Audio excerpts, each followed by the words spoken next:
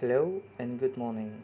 My name is Vasanth Kumar and my matrix number is B071710981 and I am from 4 BMMV from section 1 and my lecturer's name is Dr. Ahmad Fuad Abdul Ghani, and today I'm going to present an audit report of FKEKK building in the main campus of UTM. Thanks for giving me this opportunity to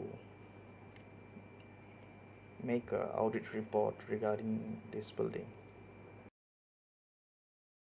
First of all, it's about the introduction, basically about the building history. What is FKEKK? Well, FKEKK is an abbreviation for Faculty Kejuruteraan Elektronik and Kejuruteraan Komputer. Faculty FKEKK was established on 1st December in 2000, coincided with the establishment of the University Technical Malaysia Melaka. FKEKK is the first faculty set up in UTM. Where is the campus of FKEKK? FKEKK operates from UTM's main campus, which is located in the green surroundings of Durian Tunggal, approximately 3 minutes from the Aikro Toll. The 766 main acre campus is completed with the state-of-the-art facilities and infrastructure. FKEKK building can be recognized with its distinctive blue and grey color building opposite the Masjid Saidina Abu Bakar. Well, energy auditing is known as the verification, monitoring, and analysis of energy, followed by submission of technical report containing recommendation for improving energy efficiency with cost-benefit analysis and an action plan to reduce energy consumption. Basically, an energy audit is conducted by an energy auditor and involves a detailed building inspection analysis of how efficiently energy is used. There are various strategies potential to be adopted to promote green aspects in building sector includes showcase energy efficient buildings, public awareness campaigns, incentive on less energy consumption, use of efficient appliance, thus target general public, private sector with pooling strategy.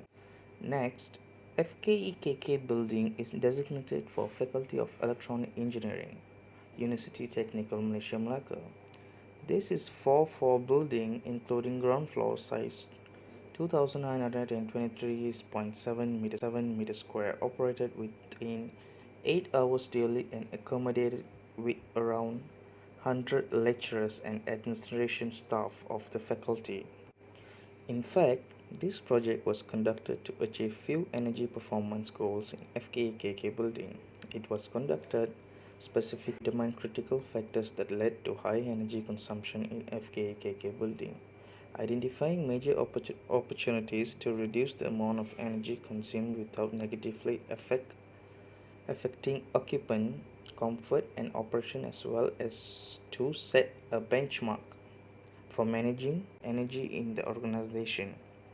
All in all, the energy audit act as basis for planning effective use of energy throughout FKEKK. Towards the end, three energy conservation management, including low cost and medium cost, have been proposed. As a result, FKEKK is targeted to achieve 30% of annual energy saving from. Next, I'm going to talk about the type of maintenance which is suitable for FKEKK building, which is corrective maintenance and preventative maintenance. These two types of traditional maintenance commonly used in building to detect defects and identify solution. FKEKK maintenance team implement this type of maintenance to detect defects and overcome problems. Well, let me talk about the corrective maintenance in details. Corrective maintenance is a maintenance task performed to restore a non or underperforming asset to an optimum and or operational condition. This corrective maintenance definition may mean different things depending on your organization or industry. For example, corrective maintenance and equipment centric business may be the repair or replacement of the part that has worn down. A maintenance technician may notice a degrading part while performing a preventative maintenance job like an inspection.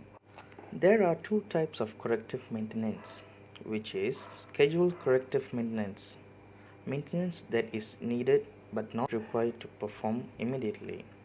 Number 2, unscheduled corrective maintenance, which is maintenance that is required due to critical failure that must be corrected without delay.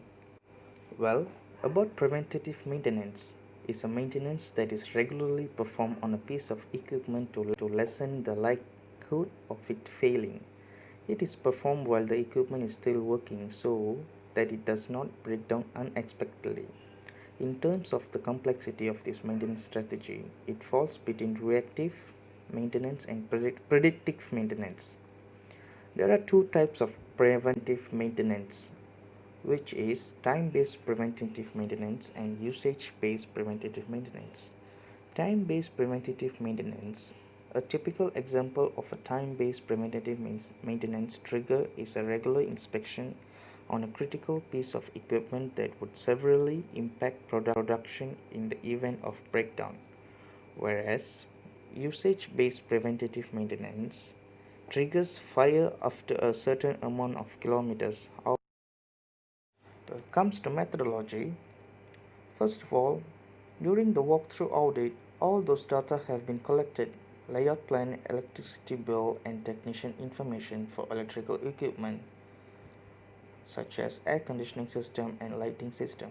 In addition, electrical consumption analysis was executed based on electricity bill.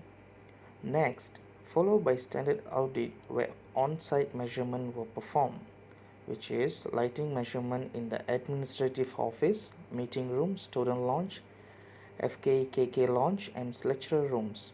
Energy audit equipment used to measure all those parameters were lux meter, temperature humidity meter, and indoor air quality analyzer.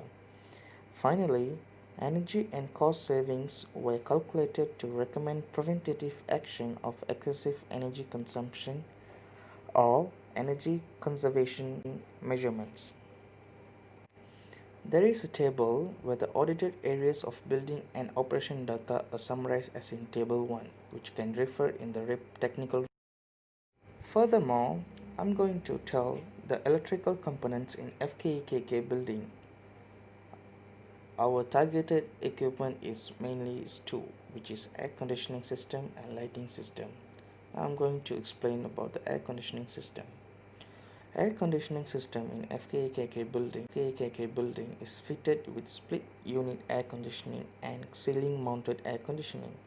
Administration office and every lecture rooms are installed with one split unit air conditioning with two main components: an outdoor compressor, a condenser, and an indoor air handling unit. A conduit which houses the power cable, refrigerant tubing, suction tubing, and condensate drain links the outdoor and indoor units. Individual wall-mounted air conditioners giving cooling to each lecture rooms individually. Only meeting room is using ceiling cassette four-way air conditioning are the same system such as split unit air conditioning system, just the difference is the size and cooling capacity. Whereas the lighting system, the whole building are installed with fluorescent lamp as the main lighting system, while only several spaces are using LED lamp like meeting room and student lounge. Fluorescent lamp fitting is equipped with the light reflector and fin in square shape. The reason of conventional lighting choices is due to the age of building, and it's now possible to retrofit into LED technology for energy. In the energy auditing finding, there are 6 main findings to be talked about. First of all, the load apportioning. Figure 1, as you can see, shows load apportioning for overall FKEKK building. as for overall FKEKK building. As shown in the illustration, air conditioning consumes the highest amount of electrical energy, which is around 63.2%, followed by office equipment such as computers, laptop, fax machine, printers, photocopy machines, etc., about 16.1%. Meanwhile, lighting system contributes about 9.8% and remaining 10.8% of electricity consumption is coming from the appliances such as water dispenser, electric kettle and microwave. The energy consumption after translated into costing resulted totally energy cost about ringgit Malaysia 13,000 ringgit 486 ringgit 0.44 cent as shown in table 44. Next, energy wasting practice observation is done by our audit team to make this observation to more be precisely to know what is wasting. Office works environment usually can be associated with the usage of computers or laptops and numbers of electrical devices. Excessive usage of device leads to energy wastage. Here are some practice of major causes that might be causing energy waste in FKEKK, such as usage of air conditioning system, computer or IT wastage system. Next, it's about the energy management system. Energy management system gives emphasis towards the efficient and sustainable energy management model. The objective is to enable one organization to control and managing energy consumption in efficient ways. Besides that, it can also help to reduce energy costs and optimizing energy consumption efficiently. Basically, basic energy awareness has been dispersed to the staffs. However, such energy management system is not formally established yet in FKEKK. Energy consumption trend in the faculty is considered inefficient due to some reasons, which is no systematic energy management system that outline the energy policy, objectives, action plan, and comprehensive energy monitoring. Secondly, lacking in the operation of and maintenance of inefficient electricity components. Thirdly, no previous energy audit program was executed. Therefore, nobody cared about the importance of energy and finding the solution. Next is about the air conditioning system measurement finding. Normally, air conditioning system consumes highest energy in any building.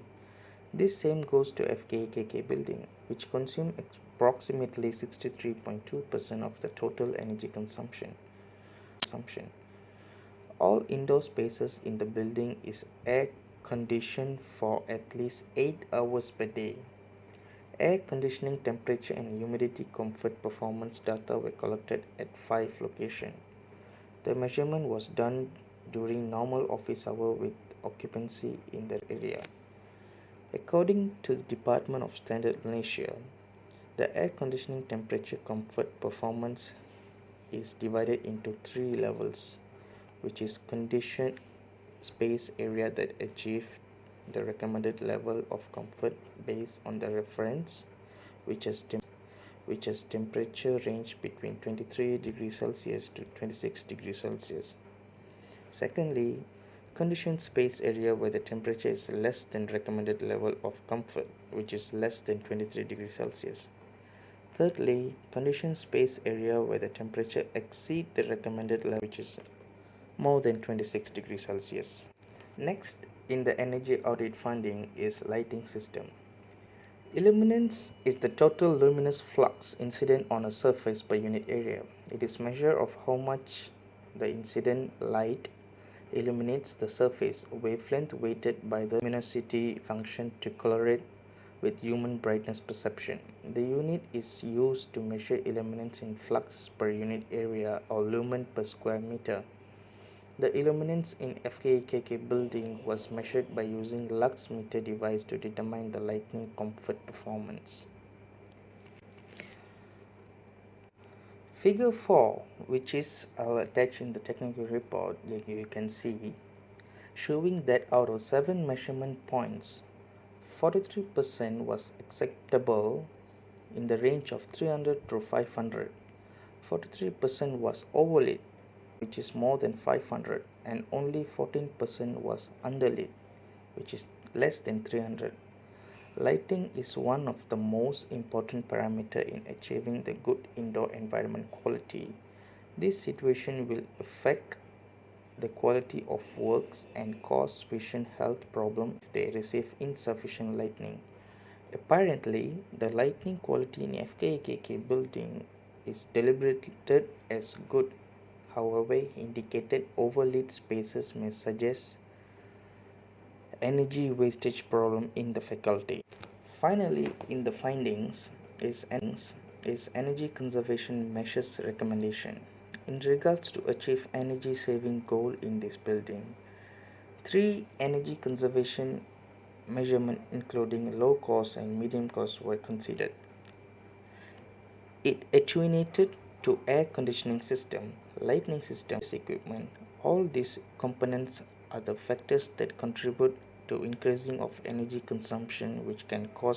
I've come to a discussion where generally 3 types of maintenance work were involved in FKEKK. There are normal work, urgent work and emergency work.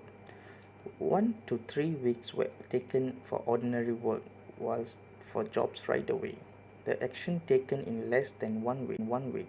Instant action must be taken for emergency work in 1 to 2 days. Among the activities maintenance involved in the type of work such as replacement work, work service and repair work. The details of the type of work such as following can see throughout the technical report where I attach in the ULAN. In a nutshell, air conditioning system in FKEKK building consumes the highest energy followed by the lighting and office equipment usage. Throughout the energy audit program, it was recommended to implement 3 major energy conservation measures in specific. Implementation of sustainable energy management system, maintenance of air conditioning system and retrofitting of LED lighting. The cost summary is tabulated as in table 6 as a whole. These energy conservation measurements were targeted to achieve 30% of energy saving out of total energy consumption. For the recommendation from this audit, where I find is FKEKK building need to be refreshed or build up their support work and sort of upkeep. At the point when we think about other refresh structures, they can keep up their structures for extensive stretch. One of the technique which can FKEKK can execute is applying molded based upkeep as their kind of support works.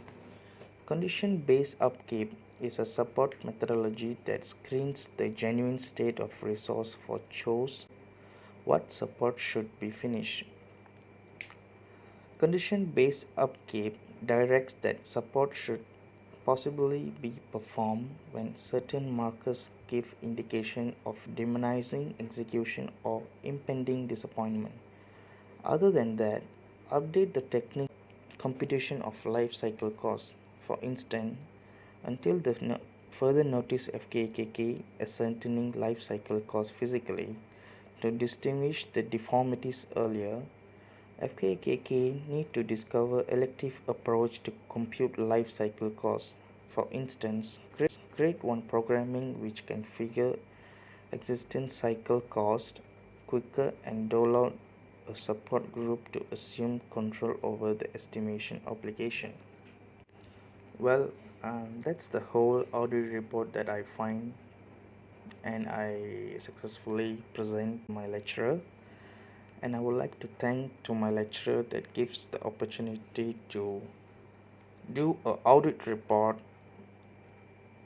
where I chose one of the building which is FKEKK faculty, which gives me a good experience in the audit finding. Thank you.